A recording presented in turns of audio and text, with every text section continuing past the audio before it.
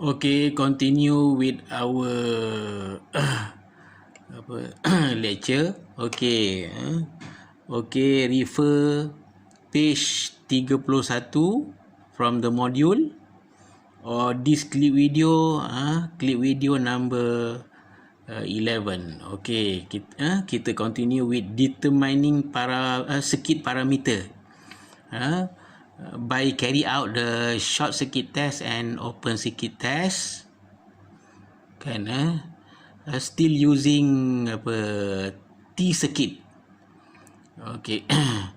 Okay, short circuit test ke open circuit test ke, tujuan dia sama, nak cari parameter, iaitu for short circuit test ni kita nak cari Z equal, kan, Z equal. Okay, kita tengok tu short circuit test ataupun nama lain dia impedance test, open circuit test, another name is no load test. Okay, we go through short circuit test first. Short circuit test, in bracket tu dia tulis normally at low voltage side. Apa itu low voltage side? Okay, so look at the circuit, kan, circuit is still same, T circuit, that okay. So dekat mana kita nak buat short circuit test ni? Short circuit test, okay, this is the primary section, this is the secondary section. So kita carry out short circuit test dekat secondary section ataupun di output terminal. Mana output di output ataupun di secondary terminal, kita shortkan dia, kan. Bila kita short, kan, short circuit normally current dia maximum. Ini ISC is short circuit current. Bila current dia maximum, kan, of course dia punya voltage zero, kan, sebab kita short. Short maknanya maximum current flow through the terminal. At the same time dia punya voltage adalah zero pada terminal ni. Kalau kita ukur voltage dia zero sebab current dia maximum. Ini saya tulis ni output, output terminal is shorted. Okey, kita tengok dekat primary side. Okey, primary side, okey, ataupun input terminal kita sambung pada supply, kan, so kita tengok dia punya komponen. Ini T circuit. Okey, ini RM XM. Okey, sini RP, JXP, kan, ini XS prime, RS prime.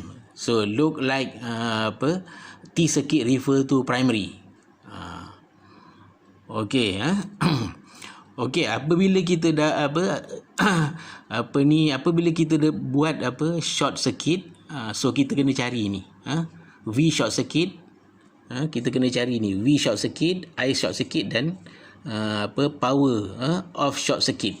Power dekat input lah kita kena cari, kan, dan juga applied voltage, dan juga winding current, berapa nilai dia di bahagian primary side ni. Kalau dekat secondary side, kita dah tahu voltage dia zero, current kita tak tahulah, kita kena ukur. Maknanya berapa current yang ada dekat sini, nanti kita boleh dapat dekat sini. Okey, kita buat ni, kita buat short circuit test ni adalah kita nak cari dia punya nilai equivalent, R equal and JX equal ni, kan. Kalau kita lihat dekat sini, tak ada pun R equal JX equal sebab ini T circuit. Tapi bila kita nak cari ni, maknanya dia melibatkan cantilever circuit, sebab cantilever circuit saja yang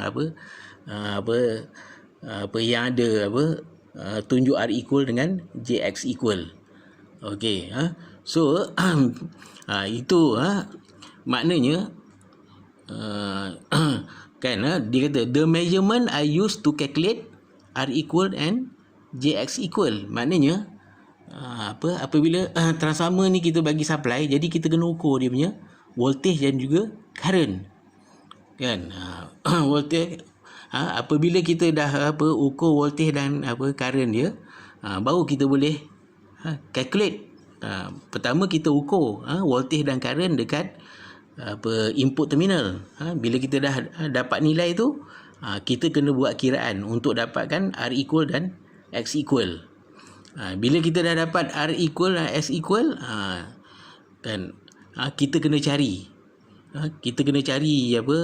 input impedance. Kan dia kata with low voltage winding shorted, the impedance is nak cari impedance dia, kita kena kira dengan formula ni, RP campur JXP campur RS prime campur JX prime. Ini simbol in parallel with RM, lepas tu RM in parallel lagi dengan XM. Without ignore RM and XM. So the word without ni maknanya kita kena ambil kira nilai RM and XM.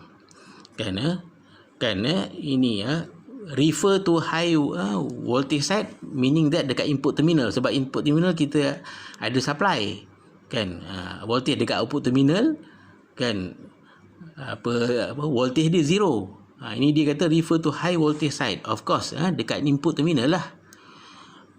Okey, yang kedua kan, if RM and XM much more greater than RS prime and JXS prime, maka RM and JXM kita boleh ignore, kita boleh abaikan. Jadi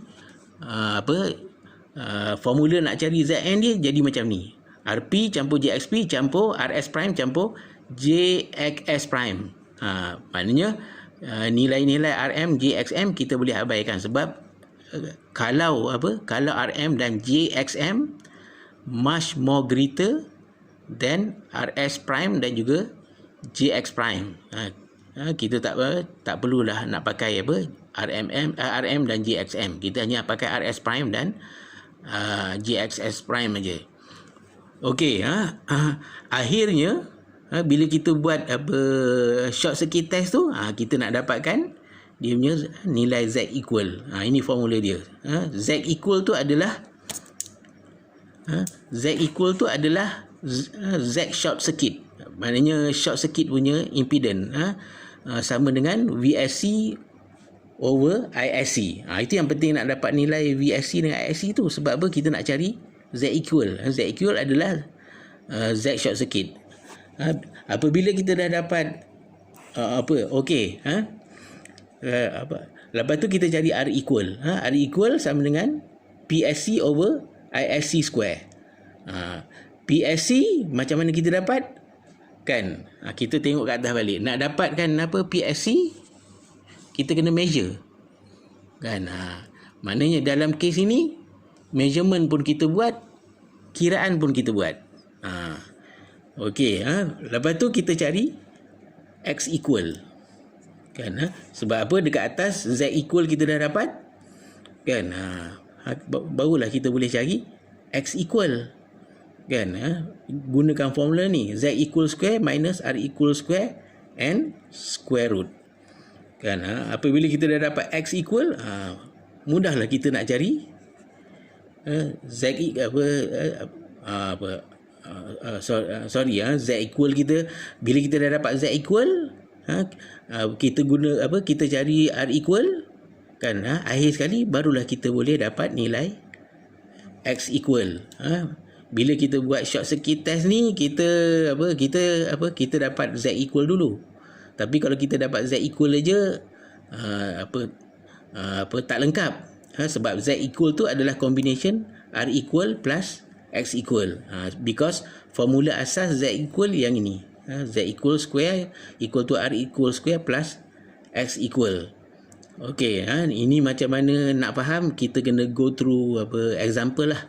Baru kita boleh faham. Kita ambil konsep dia. Maknanya tujuan short circuit test nak dapatkan nilai Z equal, kan, R equal dan juga X equal. Semuanya nak jadikan transformer itu ideal ataupun almost ideal condition. Okey, kita stop setakat ni. Dah 9 minit, dekat 10 minit. Okey, stop it.